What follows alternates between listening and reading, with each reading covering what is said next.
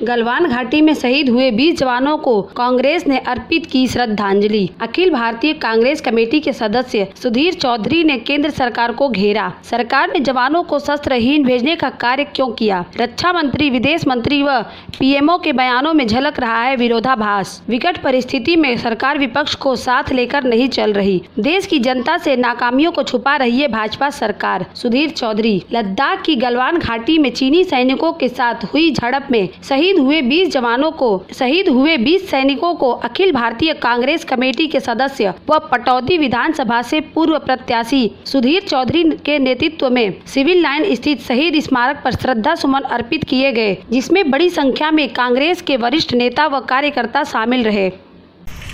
हम तो सब जितने भी देश के लोग हैं, सब अपने देश की फौज के साथ हैं। पूरे देश को एक रहना चाहिए, इसमें कोई पार्टीबाजी नहीं करनी चाहिए।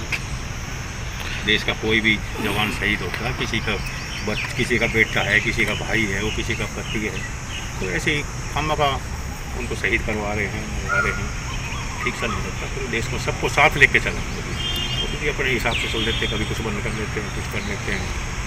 सिस्टम से करें, सबको साथ लेके देश को अपने फैसले खुद इकट्ठा हुए हैं। क्या कारण रहा आज जो देश में विपदा आन पड़ी है और शहीदों को बेवजह बदनाम किया जा रहा है, हम इसलिए शहीद स्मारक पे आके इनको श्रद्धांजलि दी है।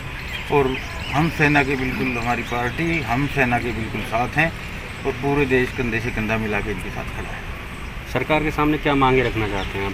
सरकार के सामने सबसे बड़ी तो मांग यही है कि वो पब्लिक को गुमराह ना करे और फौज को बदनाम ना करे। फौज को बदनाम ना करे मतलब किस तरीके, क्या चीज़ें आप सरकार से चाहते हैं कि किस तरीके से फौज का साथ? हम सरकार से चाहते हैं कि देश का मामला है, इसको ट्रांसपेरेंट रखा जाए ताकि किसी कोई गुमराह ना हो, किसी को संशय ना हो हम क्या कर रहे हैं, हम क्या नहीं कर रहे हैं।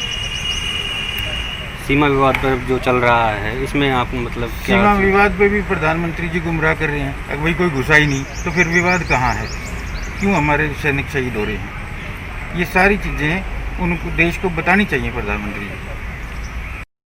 क्या चीज़ें आप सरकार के सामने रखना चाहते हैं और किस तरीके से? सबसे पहले तो जैसे आपको पता है कि 15 जून को गलवान घाटी में जो हमारे शहीदों ने जो शहादत दी, हमने उनको श्रद्धांजलि अर्पित की है गुड़गांव जिला कांग्रेस की तरफ से।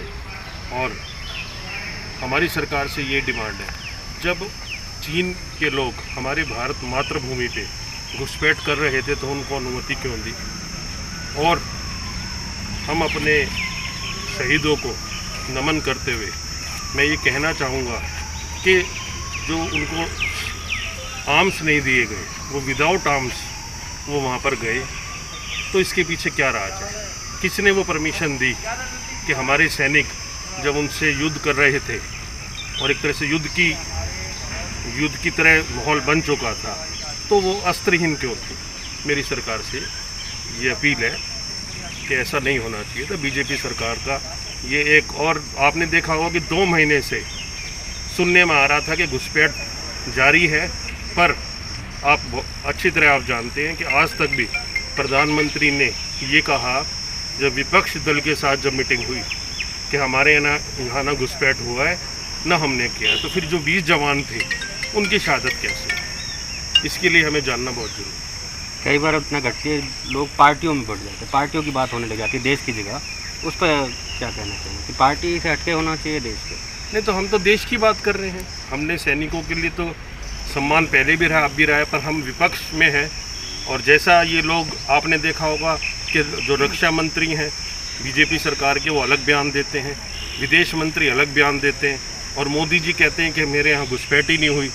और थोड़ी देर बाद ही पीएमओ कहता है कि हम 15 तारीख की बात कर रहे थे। तो कहीं ना कहीं शक तो है ही ना, शक तो होना वाजिब है। जब सरकार में एक स्वर में ये नहीं बोल पा रहे, अलग अलग स्वर में ये लोग बोल रहे हैं, तो ये तो शक अपने आप में जाहिर करता ही है।